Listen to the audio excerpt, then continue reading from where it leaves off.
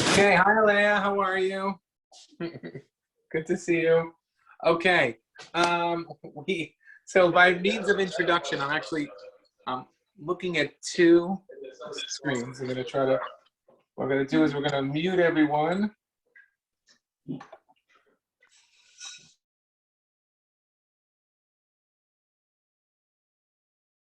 Unmute, there we go. We mute, everyone is muted, but you'll be allowed to unmute yourself by means of introduction. So we are going to go through a little bit of the kosher kitchen tonight and in the Pesach kitchen. It's nice that the Tannenbaums, by the way, in my screen, the Tannenbaums are next to each other, which I think are very nice. For all I know, they're thousands of miles away, or in the next room of each other, but they're at least sharing two spots right in the middle of my screen. I think it's beautiful. If you have questions, so feel free to put them in the chats, or just yell out if you raise your, or do whatever you need to do to let us know. I'm Maxine. And so if you have any questions, please don't be shy. We're here to address your questions. So every year we do this Pesach class, and it's pretty much the same almost every year, depending on your questions. But the purpose is specifically to give people the opportunity to sleep before Pesach or to prepare for the Seder. There is this whole idea that we say, this I always talk about every year, how when I was a kid, my mom would tell me, on the first night of Pesach, when I would see my mom was like a zombie on the first night of Pesach. The second night of Pesach, on the second Seder, which we have in the diaspora, she would be awake. But the first night, she was totally bombed. And the reason being is that she would explain, is that God freed the slaves, but he forgot to free the women. And so both for men and for women who have responsibility to prepare for Pesach, the purpose of this class and the class every year is to remind you of the distinction between Pesach cleaning, what you need to do and what you don't need to do, as well as what spring cleaning is. This is absolutely nothing. I like your question. This is absolutely, spring cleaning has nothing to do with Pesach. Just as a note, we're going to say this many, many times, but any place that you don't eat, you don't have to clean for Pesach. So for example, your ceiling fan. Most people don't eat on top of their ceiling fan. So if you happen to climb, anytime you're going to go on a ladder, then for sure you're not cleaning for Pesach. You're spring cleaning. If you go through stuff, your garage that you never bring any food in, and you're throwing things out, this has nothing to do with Pesach. Purpose of Pesach is a spiritual experience. Of course, we want to remove chametz. There's a symbolism of removing chametz, which is removing our haughtiness, removing things that make us arrogant, and matzah symbolizes humbleness. There's so many things we can go through, but the bottom line is there's stuff we need to do and there's stuff that we don't need to do. And there's a lot of stuff from Rabbi who told us this is what we have to do. And every year my father, rest in peace, would Shalom would say to me, or my mother would say to my father, said that you have to line up the kitchen cabinets and get liners for the refrigerator. And do we have to do that? And every year I would say no, and my father would still do it, or make my mother do it, because why would he have sent his children to rabbinical school? I need to put everyone on hold for just one moment. If you give me 1 second, I apologize. Okay, one of the things we learned about having a dog is that when duty calls, you have to run out. So someone is going to do that. And he's scratching at the door, so that's what I learned. Everybody who's a dog owner, I'm a new dog owner. I don't know anything about dogs, but I did learn that when you got to go, you got to go. So Shira, God bless her. Make sure you have a coach, Shira. Thanks, Shira. Okay, let's start from the very beginning. A very good place to start. This year, before we get into the Passover kitchen, we kind of have to discuss a little bit about what's the deal with Erev Pesach this year. So Erev Pesach this year is on Shabbat, which makes things extremely complicated and extremely confusing. And that's why Rabbi Ebbin sent you out the guidelines. Did everybody get their guide for Passover? Yes. I hope it was helpful. We tried to make it as encompassing as possible. But I said there's things that are somewhat complicated. So let me explain. It's very funny here because Peter, for some reason on my screen over here, I'm just looking at you. I don't know why. Didn't you just set that up for me? All right, so I'm talking to Peter. Okay. So the deal is as follows: is that this year things are going to be very, very complex because, sorry, just trying to get this, the bells are good. It's going to be complicated because the things aren't going to be in the right time. Normally we would have the fast for the firstborns would be on Erev Pesach. Erev Pesach this year is Shabbat. Since the fast of the firstborns is a weird fast anyway, and it's unclear if you're even supposed to fast or you're actually supposed to go to a siyum, so therefore we don't want you to fast on Friday, because Friday is a holy day, and Friday is supposed to get ready for Shabbat, and so therefore they actually move the fast of the firstborn all the way to Thursday. What happens if I can't get to a fast? Well, guess what? In the age of Zoom, because we had Corona last year, by the way, there's still Corona this year, because of that, we get to actually fulfill the obligation of a fast on Zoom, and you're actually covered. Better to be in person, better to do it in person than you'll eat somewhere else, but if you can't and you're a firstborn, then you could do it on Zoom, or you could do what I do, which is not be a firstborn, and that's not my problem whatsoever. That's Thursday. Comes Thursday night, normally we'd have B'dika Chametz on Friday night, let's say the 14th, night of the 14th. Night of the 14th is Shabbat. We can't have B'dika Chametz, so we do B'dika Chametz on Thursday night, and we do the burning of Chametz on Friday morning. Now, normally, we're going to burn chametz. We're going to do the kol chamir. We're going to make the bracha of abir chametz, but we're going to still eat chametz. You can still eat chametz all Friday, and you still eat chametz technically all Shabbat morning. But we actually burn the chametz because the rabbis wanted us to burn the chametz before. I got the timing there. I think it's about 11:40 something in Merrick, Long Island, and so we burn the chametz even though you don't really technically have to. We burn the chametz, but here's the key. Normally you would say this kol chamira, you would say all of the leaven that is in my possession should be like the dust of the wind, and then you sing the song by Kansas, dust in the wind. We're not going to do that this year until Shabbat morning. At Shabbat morning at about 11:40 something, again, we would do that kol chamira again. It's very important because that means you're nullifying all of the chametz that you've owned. It's no longer in your possession, and therefore you don't need to, and therefore it's gone. We also sell our chametz early, and the chametz that we sell, when I make a deal with Patrick on Friday morning, the chametz that I'm going to be selling is a chametz that actually I'm going to have in mind and stipulate this will not include the chametz that we'll be consuming throughout until Shabbat morning. That, in addition, because Erev Pesach falls on Shabbat, you should have all of your Pesach stuff ready before Shabbat. I can't grind the horseradish. I can't make the charoset. I can't do all these things. They all have to be done on Fridays. Even though Friday's not Erev Pesach, it really is Erev Pesach. And you're still going to be very busy and doing all these things because you can't really do them. You can't do them on Shabbat. You won't really have time to do them on and there's some other technical issues of doing them on Yom Tov as well. So all of this really has to be done before Shabbat on Friday. And have it all ready. You should really make a list of things. What do we need to do before Shabbat? Wash the lettuce, make the charoset, roast the egg, roast the shank bone, etc., etc.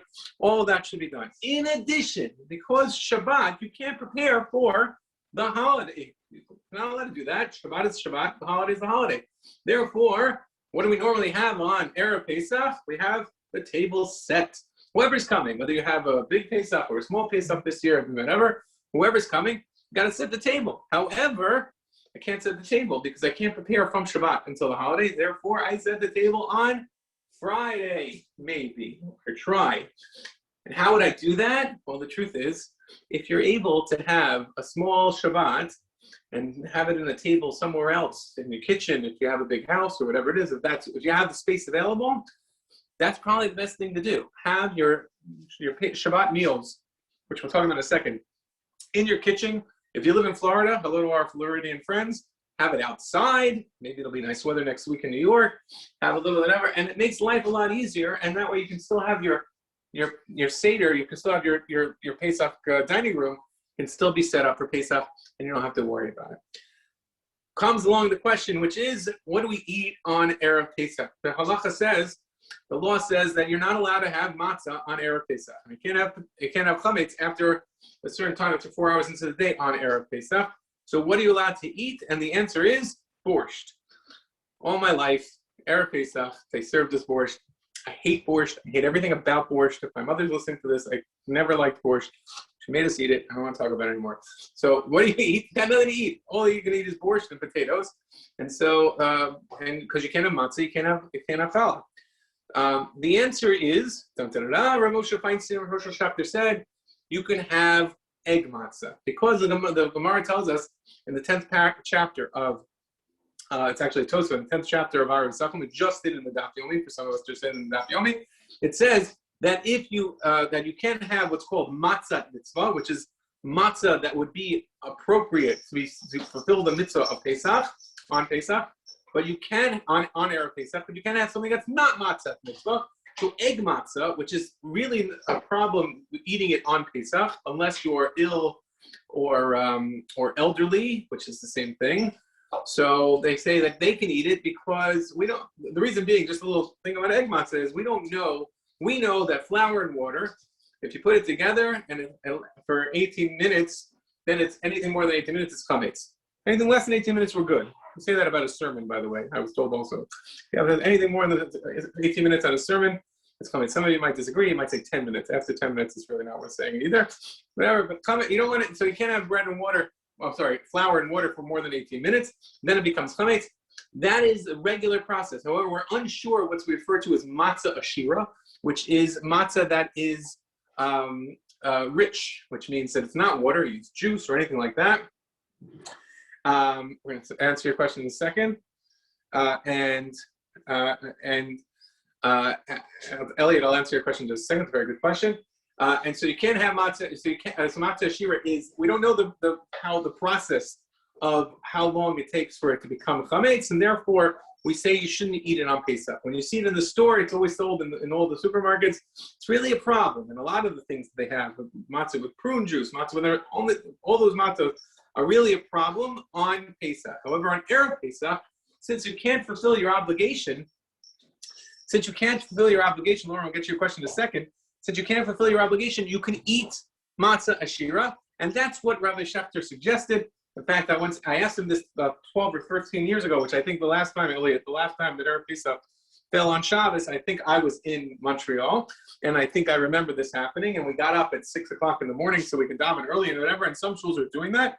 We asked for Herschel Schechter, my teacher, I said, did you wake up at 6 o'clock in the morning? And he said, no, I didn't do that. So he said, why not? And he said, well, because we had, I was going to have challah in the house, or pita, and he said the Rebbitzin didn't want to have any chametz in the house. So I said, okay, fine, so I'll have egg matzah. And that was it. And he didn't really, and that was as simple as that. So after that, I said, the next time this happens, I remember, the next time this happens, we're going to have regular meals, except we're going to have egg matzah. So Elliot asked a question. It says, can someone who is elderly and they can't have regular matzah, can they have egg matzah on Erev Pesach? And the answer is yes, because technically that just means they're not fulfilling their obligation on the night of Pesach, which if they can't, they can't. And so therefore they would still be able to have egg matzah. Now Lauren asked a question which says, can you have challah on Friday night on paper plates outside on the deck? And the answer is yes. In fact, there are those who say that's preferable, that you can't, and people say use pita because they're small, or little challahs, and that the way you have it on the deck, you have it on your kitchen, you have it with you put hazmat suits, and you're so careful, and all that is fine, and you're allowed to do that up to 4 hours into the day, and that would fulfill your obligation. And then there's the whole question of what you do with Sudash Lishit. You can have fruit later on, things like that. So all that is fine, whatever. But when I wrote in my guide, I said it's recommended because I think it's simple enough. At least in my house is what we're doing. It's recommended to have egg matzah, and you don't have to worry about any of the chametz at all. But you want to eat on your deck, I hope it's nice weather, and you're welcome to do that as well. Yes. Any questions on Erev Pesach or full time on Shabbos? Marsha, you need to unmute yourself, Marsha. I don't hear you. Marsha, if you have a question, I'm not sure. Yeah, I have a question. Yes, Marsha. So, is whole wheat matzah allowed? Whole wheat matzah is allowed because it's still flour and water. It's not made with any other juices or eggs or anything like that. Still flour and water. It's crazy that it costs so much money. So whole wheat matzah would be a problem on Erev Pesach, and you could still fulfill your obligation with whole wheat matzah. In fact, I recommend it. It's much better on the system for the bread of affliction to have a whole wheat matzah. Trust me. But you can't have it on Erev Pesach. Okay. You can't have it on Erev Pesach. But you can't have it on Shabbos. You can't have it on Shabbos, but you can have it on Saturday night at the Sederim. Oh. Okay, great. Everybody with me? Yes, Peter. Can you unmute yourself, Peter? Yeah. I think you had written something about it. I didn't kind of see the whole thing, or maybe it was you or someone else I saw. What about like matzah products leading up to, like on Shabbos? Excellent. Yes. So my mother-in-law is here. Is she still here? Where's my mother-in-law? Well, I always thought that was no, but I thought you said that maybe it was. My mother-in-law, God bless my mother-in-law, her rabbi told her, you can never have, I remember hearing this years ago. Eli, hi, Eli. So you can never have, I'm sorry, my dog's making noise. Hold on a second. Jethro.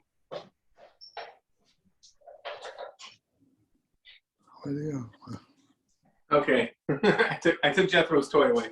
That you can never have any matzah meal products because you're supposed to, and the whole idea is that you're supposed to get excited about the taste of matzah on the night of Pesach. And so therefore, the Gemara says, says that Rashi says that anybody who has matzah on Erev Pesach is, again, we have a family, keep our family rating, is like a groom who jumps the gun, so to speak, without getting any more graphic than we need to.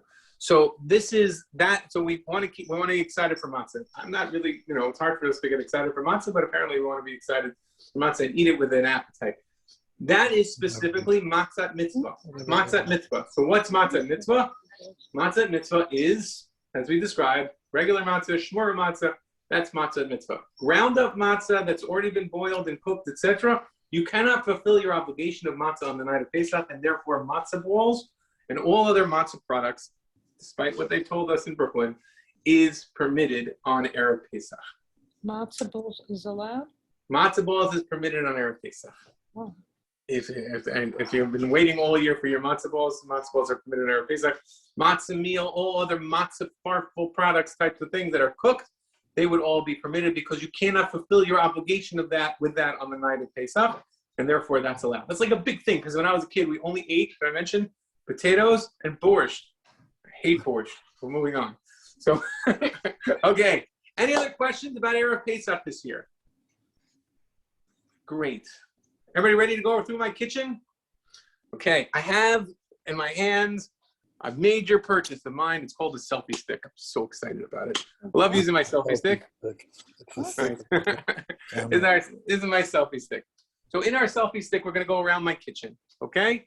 Normally we use pictures, or in shul we use one of the kids things. So now I'm just going to ask. Hold on a second.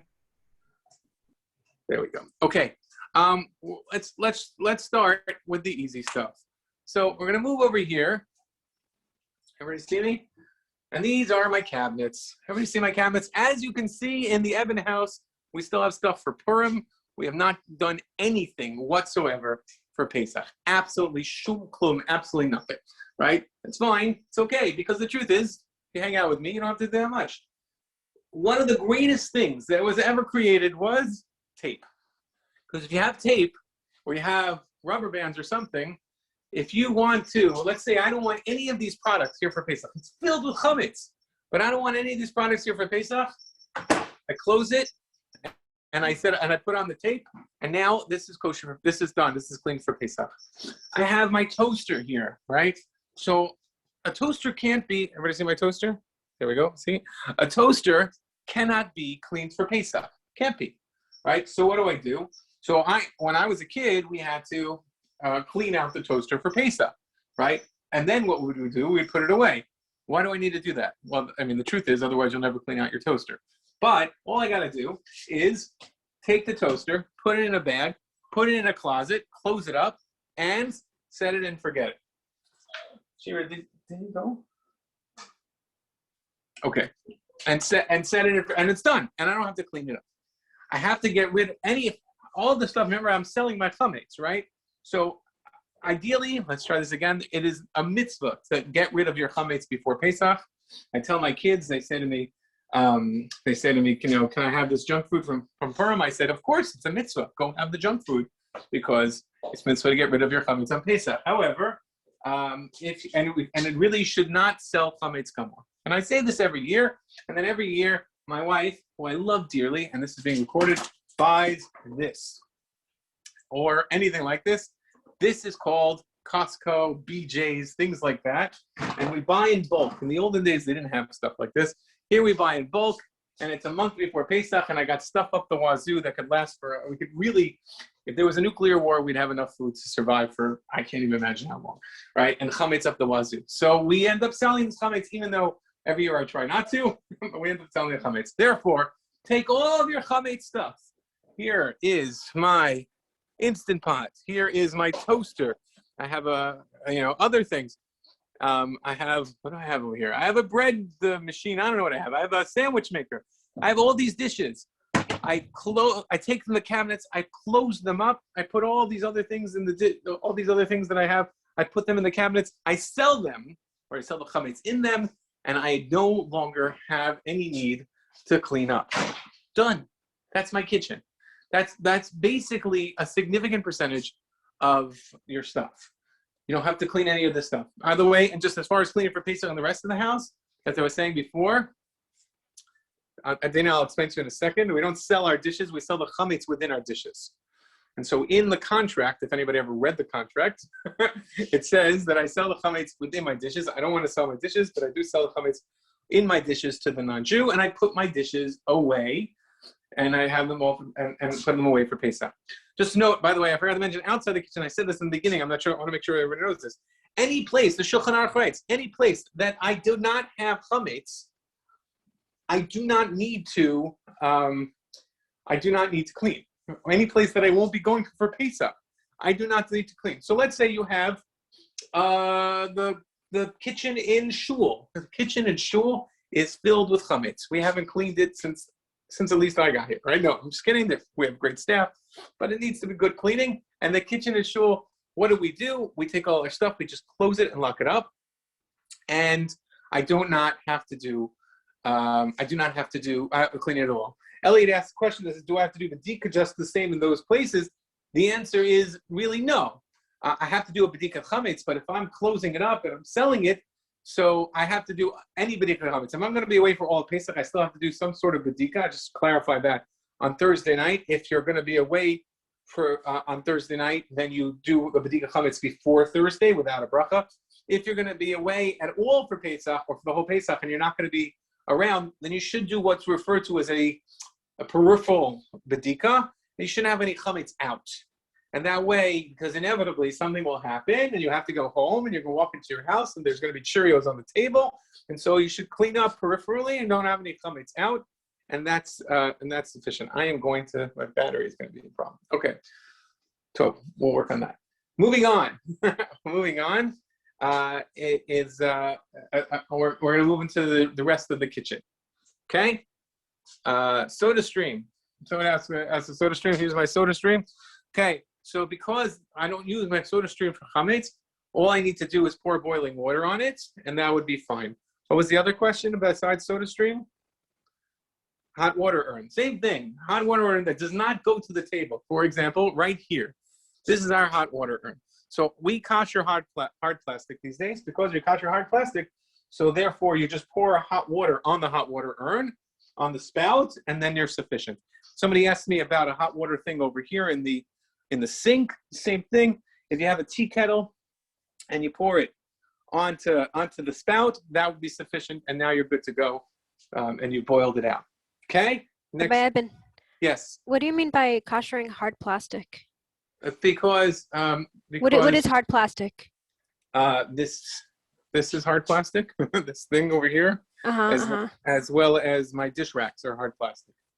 So okay. For many years, Moshe Feinstein said that we shouldn't have kosher hard plastic, and then we decided that we're going to kosher hard plastic because Rabbi Feinstein was being very strict, and we waited about a quarter of a century until after he passed away, and now and then they said statute of limitations, and we can kosher hard plastic now.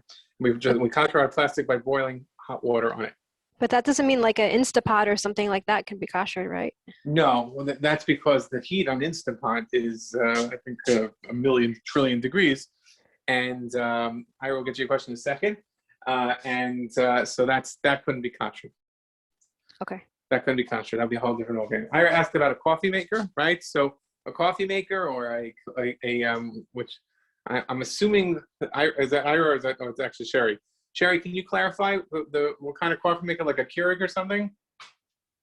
Yes. Okay. So for that, you just run a cycle through, and spill it, and you could drink it afterwards, whatever. But you run a cycle through with regular coffee, not flavored, with regular coffee or a kosher, anything that's kosher for Pesach, which is generally the regular ones, and that would be, and then you're kosher to go.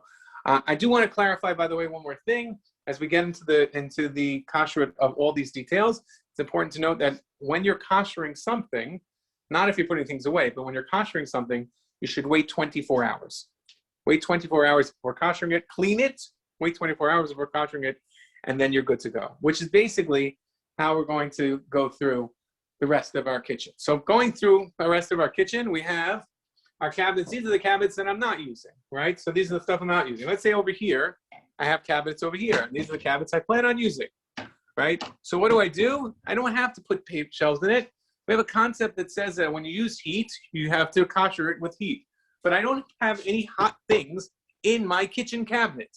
There's no hot things in my kitchen cabinet. Therefore, I need to clean it. And how do I clean it? I use, everybody remember my big fat Greek wedding, right? What's the secret to all problems in the world in my big fat Greek wedding? Windex. Windex. There we go. Thank you, everyone. Right? So you spray the Windex and you're great. And therefore, you just spray it, you wipe it down, and you're done. Similarly, my refrigerator. Everybody see, I recently got a refrigerator. I don't know why I need a new refrigerator, but I recently got a new refrigerator. And in the new refrigerator, I have all these things, and there is nothing I cook in my refrigerator. Nothing I cook in my refrigerator. Here's leftovers for dinner. And therefore, I use my big fat Greek wedding, the Windex. When I use the Windex, I spray it. It is now clean, and it's good. And it's good for Pesach, and I'm good to go. Okay? Any questions on that? We're doing it. Miss any questions? Can I just go back to the Instapot for a second? Yeah. I don't know. I thought I read somewhere that if you got a new insert and you like toiveled it, that would be sufficient because you're not using the same one, or is it just because of the lid? There's a problem with the lid, from what I understand. That the lid really can't, it doesn't get I kosher. have one. From what I understand. You know what, I don't want to say something for certain, but let me follow up with that. But I think there's a problem with the lid. Steve, do you have a question? Can you go back to the dishwasher for a second? I haven't touched the dishwasher yet, but All right, good. but we'll go to the dishwasher. Okay, welcome to my dishwasher. Everybody see? Okay, my dishwasher. You see my dishwasher? Yeah. Okay, this is a regular dishwasher. It's called stainless steel. Because it's stainless steel, metal could be kosher. And so therefore, in the olden days, we said, and I know Peter Tannenbaum, when he bought a new dishwasher for Pesach, he bought two Pesach racks, and God bless him. But then Rabbi said, you know, Rabbi Feinstein, we don't have to listen to Rabbi Feinstein about this. We listen to Rabbi Feinstein of blessed memory in every other way. But for Rabbi Feinstein, we say, okay, we can now kosher the dish racks because it's hard plastic, and it's fine. What's the one problem is that we need to do two things. Number one is that we need to clean it out. So we have to go to the filter and clean it out. 1 year before Pesach. 1 year before Pesach. The first time I did this, I was very excited. I went and I learned on YouTube, and I went to try to figure out how to undo the filter, and I totally messed it up. And Jerry Schwartz, God bless him, saved my life on Erev Pesach for 2 days before Pesach because he taught me how to fix it. And that's why I owe everything to Jerry Schwartz. Otherwise, I wouldn't be talking to you today. So we were able to put it back together. You have to clean out the filter. You have to wait 24 hours. Then you run a cycle. I saw it run a cycle without dishwashing detergent. I actually don't understand that. I recommend running a cycle with dishwashing detergent. Dishwashing detergent is pogame. It makes it, it spoils any chametz that's there. And then you can use your dishwasher for all of Pesach, which is crazy because my whole life we didn't wash dishes. We have to wash dishes by hand, right? Or we use paper plates, whatever it is. And the answer is actually we can use dishwasher there. Isaac, say hello. Hi, everyone. Okay. So, moving Thank you. along. Pleasure. Moving along, we have our counters. Okay. What kind of counters are these? This is a granite counter. We used to have Formica counters. There's wooden counters, etc. If you have these types of counters, as long as they're not clay, if they're rock or anything like that, they can be kosher. What do? I clean them, I wait 24 hours, and then I pour boiling water on it. That is very annoying, very difficult to do. What you have to do, and I'm going a little ahead of myself, is you have to actually, the best thing to do is to take what we used to refer to as a chaynik, a tea kettle, and have it boiled and pour it all over. And that way it's now steam cleaned, and to wash your feet, make sure to be careful you don't burn yourself, etc. And that's how you kosher your counters. And you can do that all around. Your backsplash, same thing. You see my backsplash over here? It's the same thing. You do the same thing on your backsplash as well to kosher it. Same thing with your sink. If you have metal sinks, then again, you just pour boiling water on it. I'm sorry, same thing. Wait 24 hours, clean it, wait 24 hours, then pour boiling water all over, and then your sink is kosher. Questions? If you do not have, by the way, a stainless steel sink, that makes life my first thing I have to tell you is that I'm sorry, and I feel bad for you, and we will say a special prayer for you.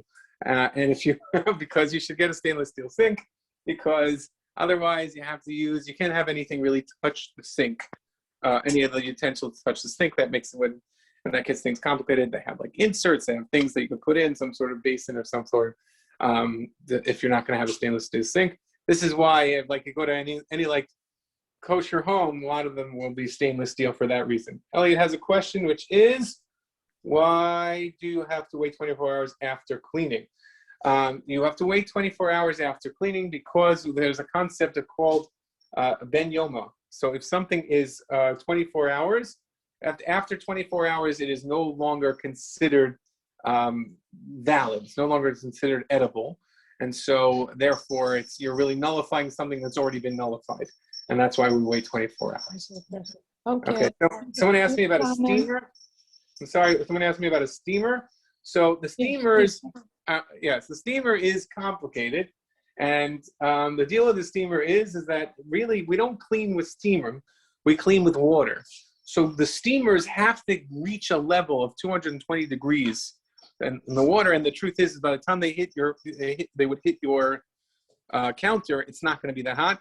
There is this Wagner 9 something that apparently is industrial and is able to reach that level, but otherwise they don't do that. It's not complicated, so it's complicated. So I really don't recommend it.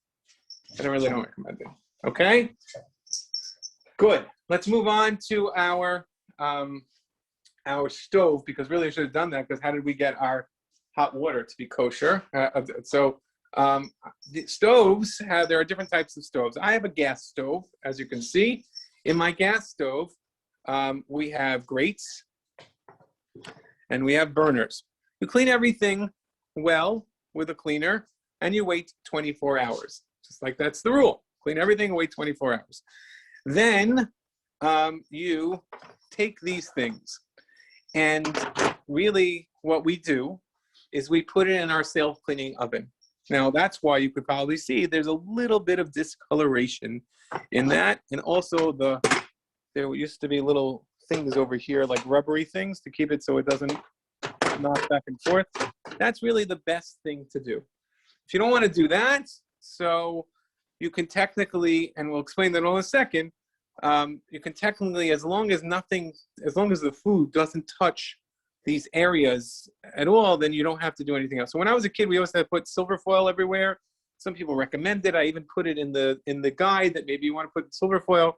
But in truth, as long as you say when food does not touch anything in these areas or anything over out on the bottom, then you don't have to put silver foil. So if food touches there, what do?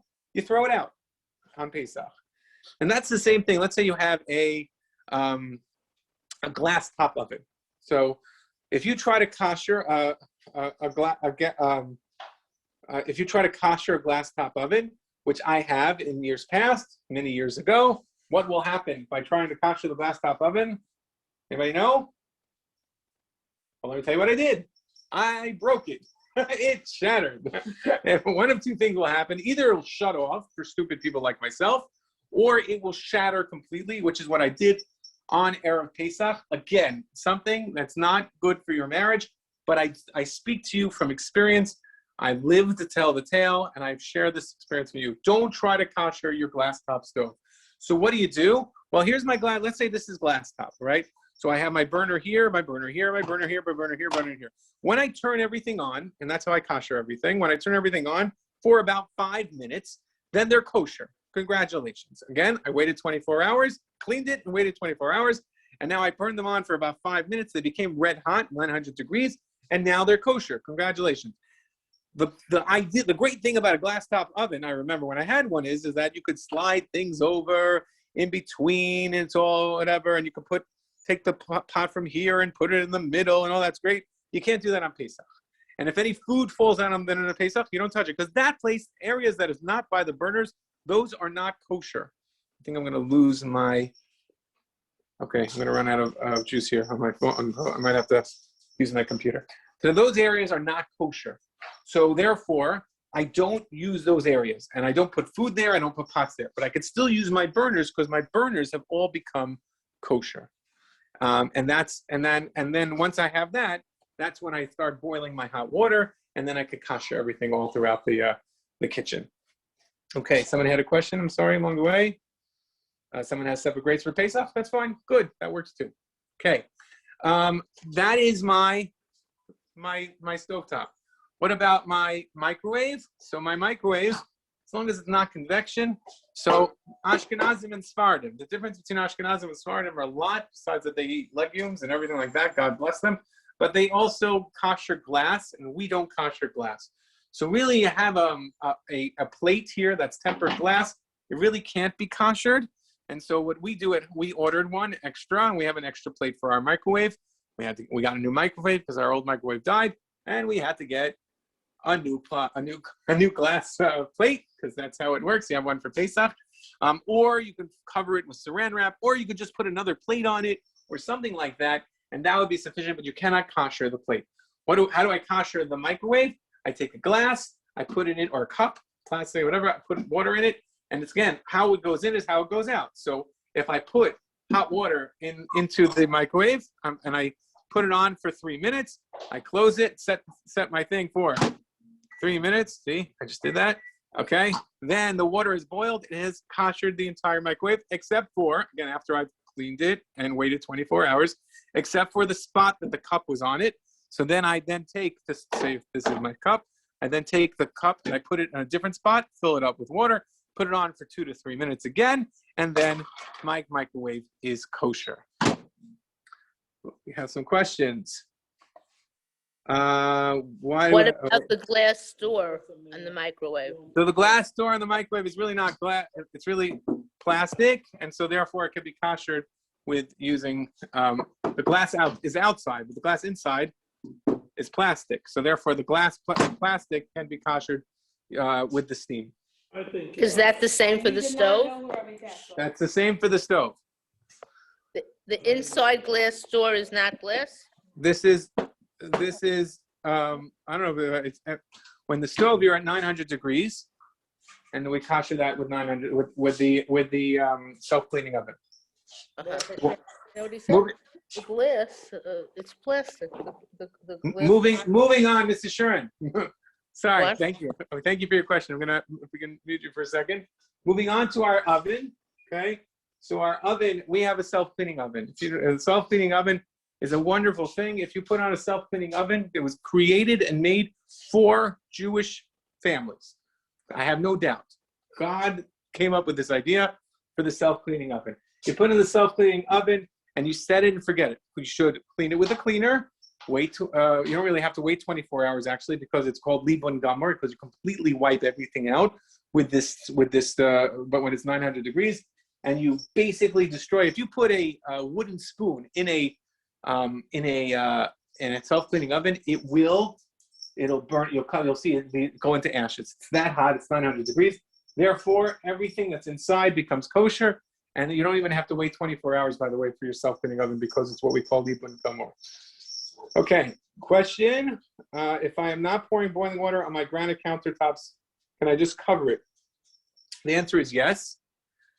Yes, you can just cover it. It's really annoying, but if you want to do that, you're more than welcome to. What about our outdoor barbecue?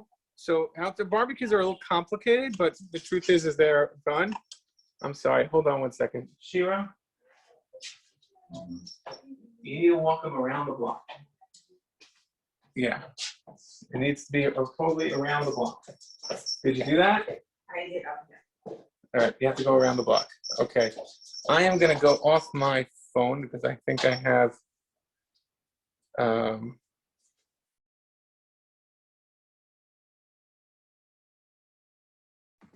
Okay, can everybody hear me? Yes? Great. Okay. Yes. Anybody else? Great. All right, I have to get off my phone. The barbecue. So a barbecue has to be very thoroughly clean on the inside. And because of that, it's not so easy to do. It really has to be, there's grease, etc., whatever.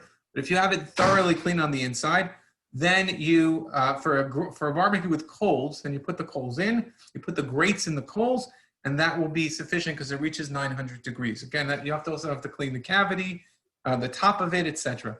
As for a gas barbecue, so a gas barbecue, you have to do the same thing, except you can't put your grates in the coals. What you do is actually, this is what I recommend. You take silver foil. You cover your grates with silver foil after they've been thoroughly cleaned, etc., etc. You set it on for a while, like 40 minutes on its highest level. After 40 minutes, you'll see the silver foil is disintegrated and it's reached 900 degrees. The silver foil contains the heat and makes it incredibly hot, and then you're at 900 degrees, which is Ebbin Gamor. Someone had a question? Rabbi, Yes.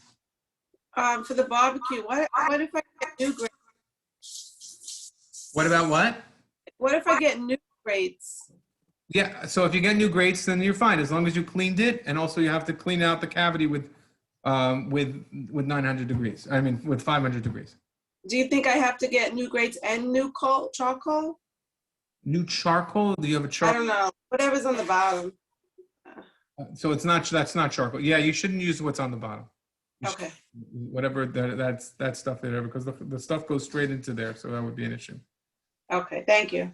So in regards to an oven, we talked about self-cleaning oven, and Lauren asked the question: is that what happens if my oven isn't self-clean, or they're worried about breaking my self-cleaning oven? So first of all, I'm sorry about the trauma you experienced last year, and again, having broken the oven on Erev Pesach, it's really a problem. Barbara, I'll get you in a second.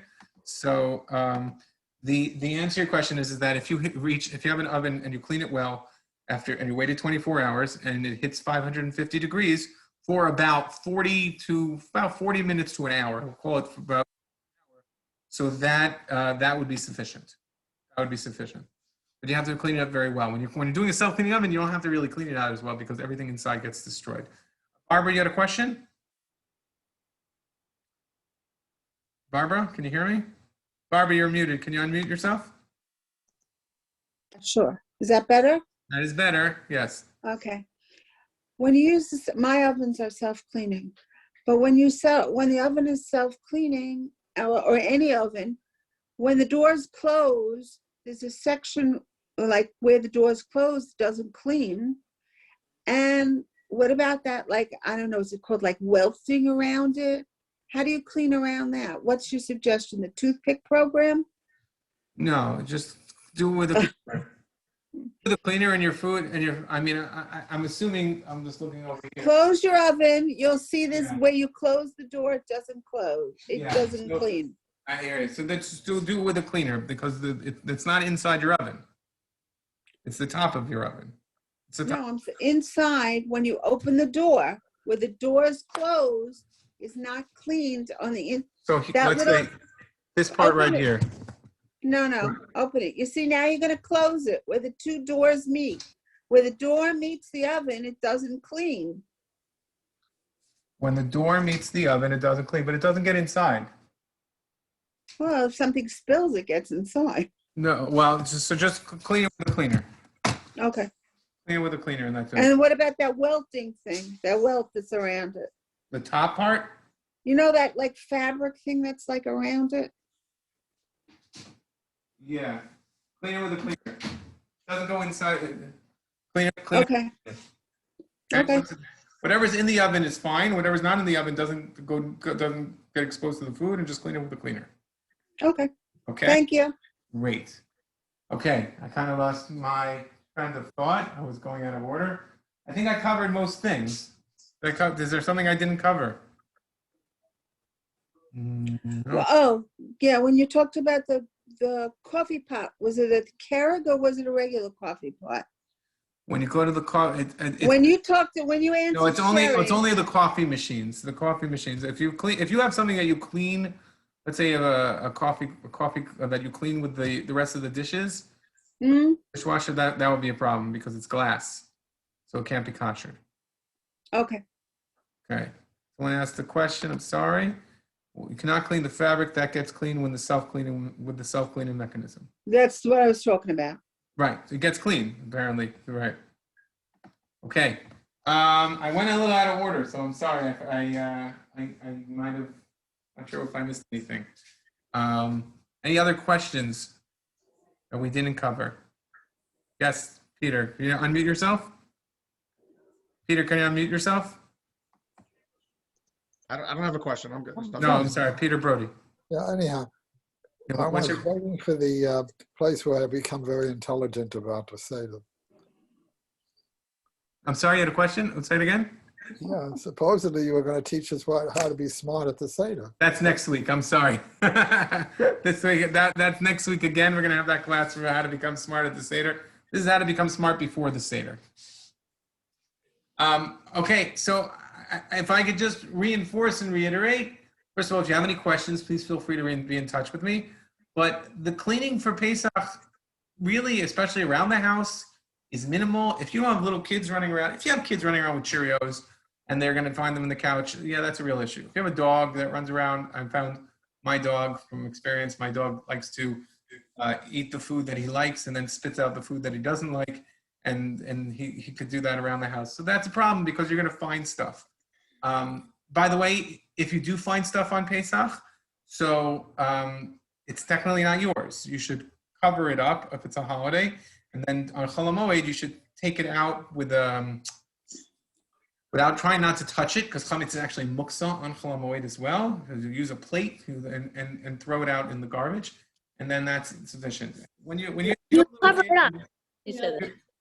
If you have little kids or grandchildren, or a dog that runs around the house, you're probably going to find chametz somewhere. And if you do, you don't want to. You do your best. We try to clean chametz, but it's the worst things have happened. It's fine. There's a system for this, and the key here is to live a normal life, prepare for Pesach physically, prepare for Pesach spiritually and emotionally.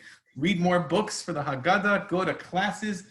We just put out in the newsletter that you'll be getting over the weekend. We have a list of discussion questions that you could bring to your Seder.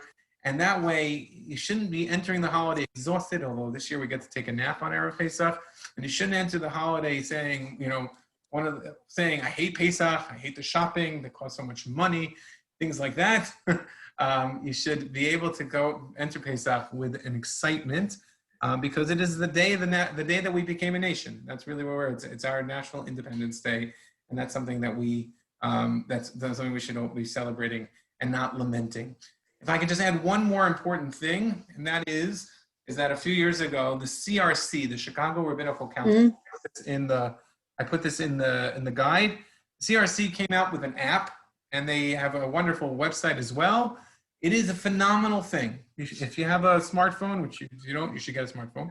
But you should go to the Chicago Rabbinical Council app, download the app. In the app, it's unbelievable.